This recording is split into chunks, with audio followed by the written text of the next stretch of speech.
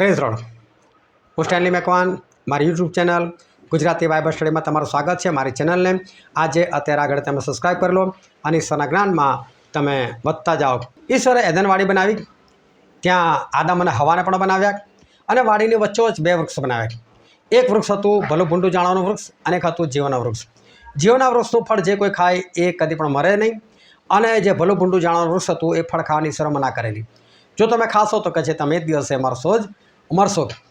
તો એ વૃક્ષ કેમ ઉગાવ્યું એ ગયા રવિવારે આપણે જોઈ ગયેલા હતા।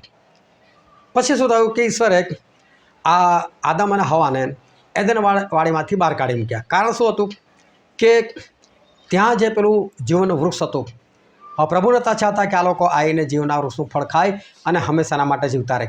કેમ પ્રભુ એવું ચાહતા હતા એ પણ ગયા રવિવારના વિડીયોમાં મેં તમને બતાવી દીધેલું છે। ના જાણતા હોય તો આ વિડીયોને તમે જોઈ લેજો। હવે શું થયું કે એ વૃક્ષ જે હતું જીવનનું વૃક્ષ એને સાચવવાના માટે ઈશ્વર ત્યાં કરુબ મૂક્યા, અને બીજું મૂક્યું એમણે અગ્નિરૂપી ચારે તરફ ફરનારી તરવાર। કરુબો, એક કરુબ ને કરુબો, અને ચારે તરફ ફરતી અગ્નિરૂપી તરવાર મૂક્યા। શું આ જીવનનું વૃક્ષ આજે પણ કોઈક જગ્યાએ છે? શું આજે પણ ત્યાં સુધી પહોંચવા માટે કોઈ કરુબો અને અગ્નિરૂપી ફરતી તરવારનો સામનો કરવો પડે એવું છે? આ તરવાર શું છે અને આ કર્બ શું છે એ જાણવા માટે આ વિડીયોને તમે આખો જુઓ।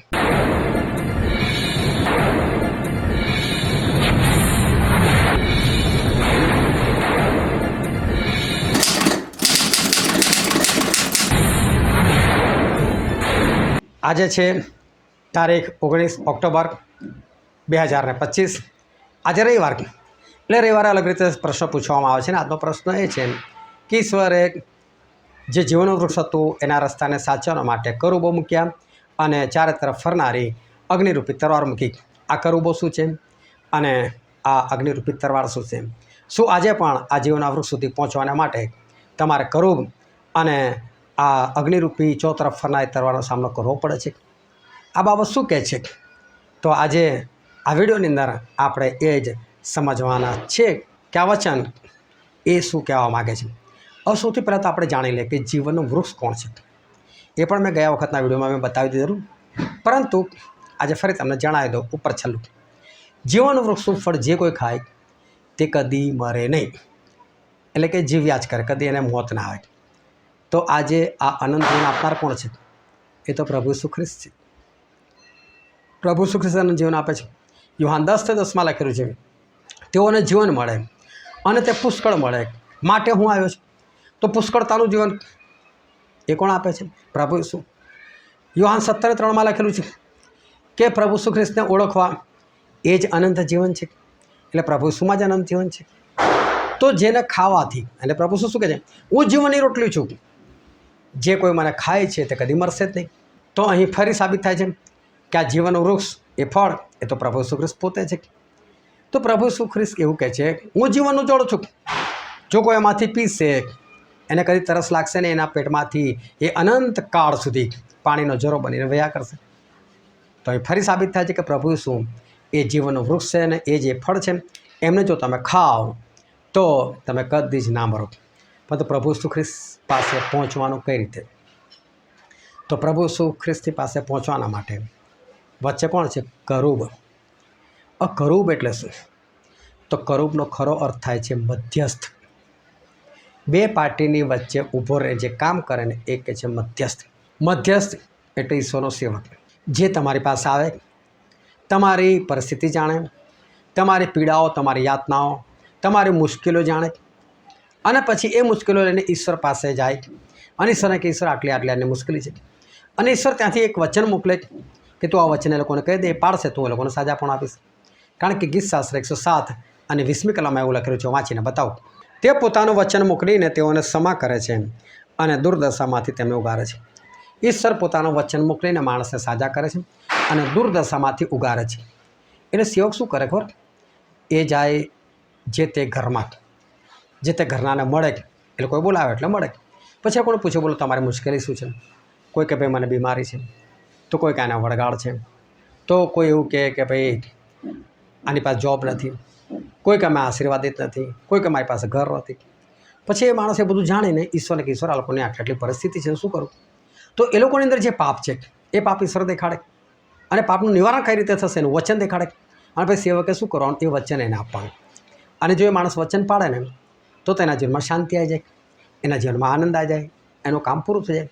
તો આજે વચ્ચે મધ્યસ્થાનું જેણે કામ કર્યું એ કોણ છે? કરુબ. એ છે મધ્યસ્થ, એ છે ઈશ્વરનો સેવક. અને એ માણસની વાત લઈને ઈશ્વરને દેખાડે અને ઈશ્વરની વાત લઈને માણસને દેખાડે, અને આ બંનેનો મિલાપ કરાવી આપે. તો એ છે કરુબ. પછી બીજી તમને કલમ વાંચીને દેખાડું. લુક 10મો અધ્યાય 5મી 6ઠ્ઠી કલમ. વળી જે કોઈ ઘરમાં તમે પેસો ત્યાં પ્રથમ એમ કહો કે આ ઘરને શાંતિ થાઓ. જો કોઈ શાંતિનો પુત્ર ત્યાં હોય તો તમારી શાંતિ તેના પર રહેશે, પણ જો નહીં હોય તો તે તમારી પાસે પાછી વળશે. પ્રભુ પોતાના સેવકોને કહે જાઓ, અને જે ઘરમાં તમે પેસો ઘરના શું કહો? શાંતિ થાઓ કે છે.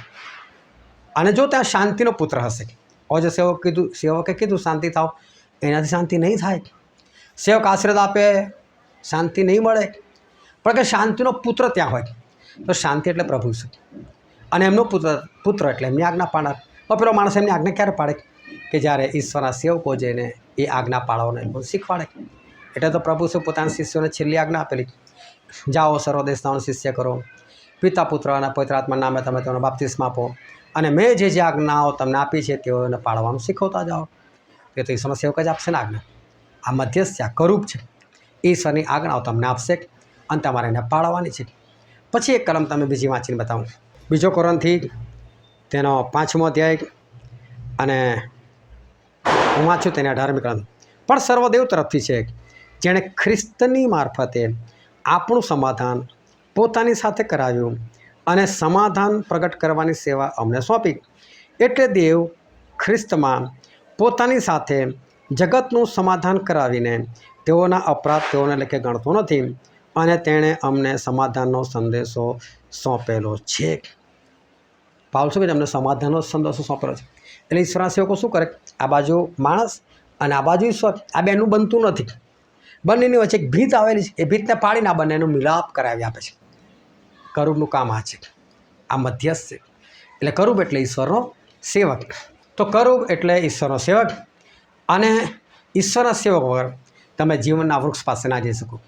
પરંતુ બીજું પણ ત્યાં કશું છે, અને એ છે અગ્નિરૂપી ચારે તરફ ફરનારી તરવાર. આ તરવાર શું છે? તો એફએસીનો પત્ર 6ઠ્ઠો અધ્યાય 17મી કલમ. અને આત્માની તલવાર જે દેવનું વચન છે તે તમે લો. બીજું છે વચન. ખાલી સેવક એકલો કશું નહીં કરી શકે. સેવક તો તમને કહેશે, પછી તમારે પોતાએ બાઇબલ વાંચવાનું છે, અને બાઇબલમાં તમારે આગળ વધવાનું છે. આ બેનો સામનો તમારે કરવો જ પડશે. તો તમે ત્યાં પ્રભુ પાસે, જીવના વૃક્ષની પાસે તમે જઈ શકશો, એ ફળ ખાઈ શકશો, અને સ્વર્ગ એટલે કે અનંત જીવન તમે પ્રાપ્ત કરી શકશો. તો કરુબ એટલે ઈશ્વરનો સેવક, મધ્યસ્થ, અને તરવાર એટલે ઈશ્વરનું વચન. એ આજે પણ છે. એનો સામનો કર્યા આગળ કોઈ પણ ઈશ્વરની પાસે જઈ શકતું નથી. તો ઈશ્વર તમને આશીર્વાદ આપે. આમેન.